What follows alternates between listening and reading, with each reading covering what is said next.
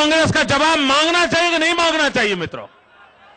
क्या कांग्रेस के लोगों को पूछना चाहिए कि नहीं पूछना चाहिए कि आतंकवाद को खत्म करने के लिए पोटा का कानून था, तुमने क्यों हटाया? इसका जवाब मांगना चाहिए कि नहीं मांगना चाहिए? और कांग्रेस में दम है जवाब दें? नहीं दे पाएंगे, नहीं दे पाएंगे मित्रों। क्यों? जब मुंबई पे पाकिस्तान में हमला बोल दिया तो इनको 4 साल के बाद अकल आई कि कानून की जरूरत है, और जल्दबाजी में आखिर में उन्होंने कानून पास किया, लेकिन फिर भी वोट बैंक के कारण पोटा जैसा कानून तो नहीं बनाया, लेकिन बनाना पड़ा। क्या ये सबसे बड़ा उन्होंने हिंदुस्तान के साथ खिलवाड़ किया है कि नहीं किया है? अगर आप मानते थे कि पोटा का कानून सही नहीं है, तो फिर 4 साल के बाद बंबई में हमला होने के बाद आपने कानून क्यों बनाया? और अगर आपको कानून बनाने की जरूरत समझने में 5 साल लग गए, तो 5 साल में जितने निर्दोष लोग मारे गए हैं, क्या उसके हत्यारे के नाते आप जिम्मेवार है कि नहीं है? और अगर आप जिम्मेवार हैं, तो जनता की अदालत में उनको सजा मिलनी चाहिए कि नहीं मिलनी चाहिए? मित्रों, कानून सजा दे या न दे, लोकतंत्र में सजा आपको देनी चाहिए। आप कल्पना कर सकते हैं मित्रों किस प्रकार से जुर्म हो रहे हैं? ये नक्सलवाद, ये आतंकवाद, ये इंसर्जेंसी, किस प्रकार से हालत बने मित्रों। ये दिल्ली में बैठी हुई सल्तनत, उसका एक मंत्री ये बोले कि बांग्लादेशवासियों को हिंदुस्तान में नागरिक बना देना चाहिए। क्यों भाई? ये किसकी संपत्ति है और किसके नाम लिखना चाहते हो तुम? क्या बांग्लादेशियों को इस देश का नागरिक बनाना चाहिए? क्या बांग्लादेशियों को हटाना चाहिए यहां से? क्या बांग्लादेशियों को निकालना चाहिए? मैं दिल्ली की सल्तनत को पूछ रहा हूं, आपको कौन रोक रहा है? और मित्रों, आज हिंदुस्तान के अंदर जिस प्रकार से नकली नोटों का कारोबार चल रहा है, एक पैरेलल इकोनॉमी चल रही थी ब्लैक मनी की, आज एक नई इकोनॉमी चल रही है नकली नोटों की। और ये नकली नोटों का पूरा खेल बांग्लादेश वाया नेपाल, हिंदुस्तान के हर जिले में उसके ठेके लग गए हैं मित्रों। सामान्य आदमी को मालूम नहीं उसके हाथ में जो नोट है वो सही है या झूठ है। और स्थिति तो ये बन रही है कि भारत सरकार के जो नोट है उसी पर अविश्वास का माहौल बन गया है, ये बांग्लादेश के कारण।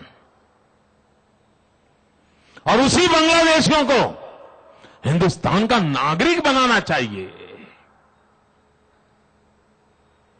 मैं समझ नहीं पा रहा हूं मित्रों, क्या देश वोट बैंक की राजनीति पर सत्ता हथियाने का एक साधन बन जाएगा? क्या देश के भविष्य को वोट बैंक के तराजू से तोला जाएगा? क्या देश की नौजवान पीढ़ी को ये वोट बैंक के खातिर खतरे में डाल दिया जाएगा? और इसलिए मेरे नौजवान दोस्तों, मैं आपसे पूछने आया हूं, क्या आप अपना भाग्य, आप अपना भविष्य उन लोगों के हाथ सौंपना चाहते हो जिनको उस कुर्सी के सिवा किसी चीज की परवाह नहीं है? तो आपका क्या होगा, इस हिंदुस्तान का क्या होगा, उसको 50 बार सोच लीजिए। मित्रों, देश के प्रधानमंत्री डॉक्टर मनमोहन सिंह मूलतः तो वो राजनीति के व्यक्ति नहीं है। देश मानता था कि चलो भाई एक सरल सीधे पढ़े लिखे इंसान, लेकिन मैं एक दिन हैरान हो गया जब हमारी मुख्यमंत्रियों की कॉन्फ्रेंस थी।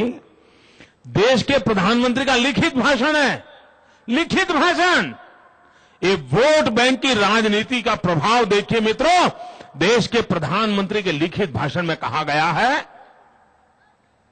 कि हिंदुस्तान में जो संपत्ति है उस पर पहला अधिकार मुसलमान का है। क्या आप सहमत हैं? कोई सहमत है? अरे मित्रों, मैं प्रधानमंत्री को कहना चाहता हूं, पूरी कांग्रेस को कहना चाहता हूं, कान खोल करके सुन लो। अगर हिंदुस्तान की संपत्ति पर पहला किसी का अधिकार है तो हिंदुस्तान के गरीब का है।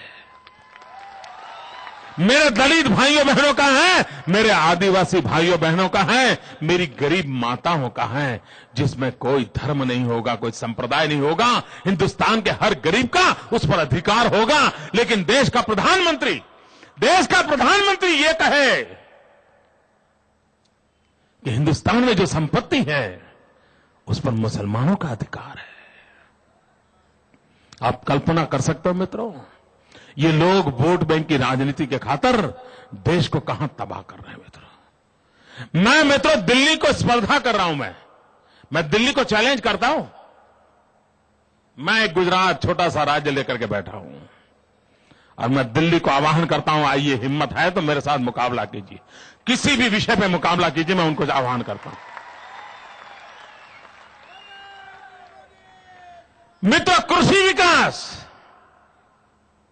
देश 2.5% पे अटका हुआ है, मैं 14% विकास पर ले गया हूं।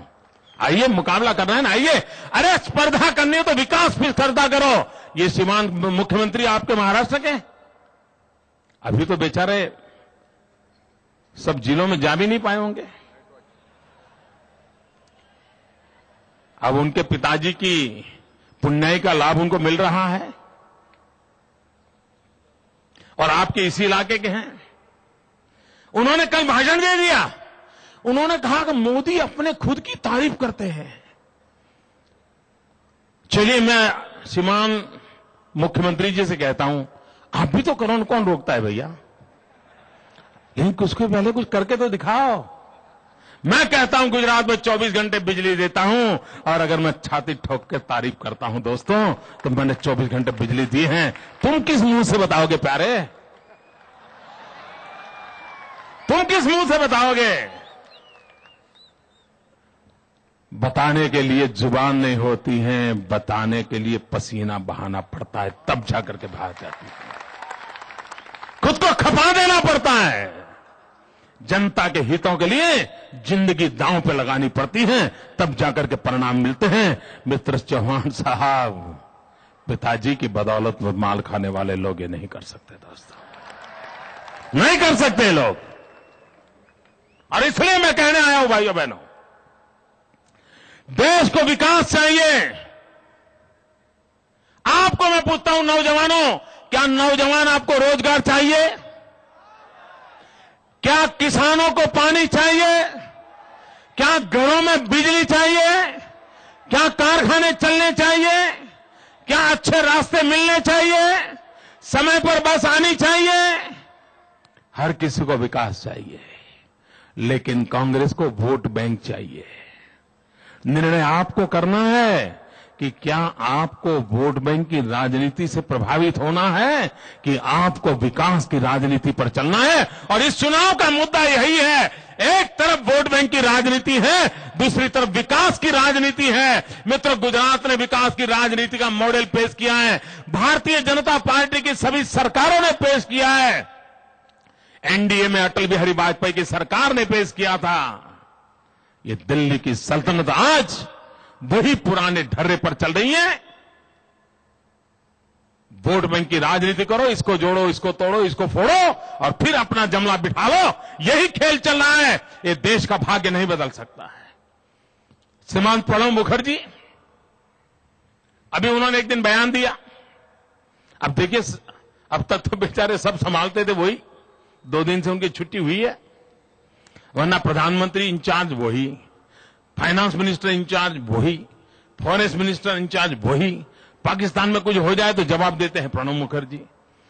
हिंदुस्तान में कोई बैंक बंद हो जाए तो जवाब देते हैं प्रणब मुखर्जी। हर काम का एक ही दवाई प्रणब मुखर्जी। और उन्होंने क्या कहा मित्रों, 5 साल सरकार बनाने के बाद उन्होंने भी बयान दिया कि जो मंदी का दौर चल रहा है, 5 लाख लोगों का रोजगार चला गया है और आगे भी जाने वाला है। ये उनका बयान है।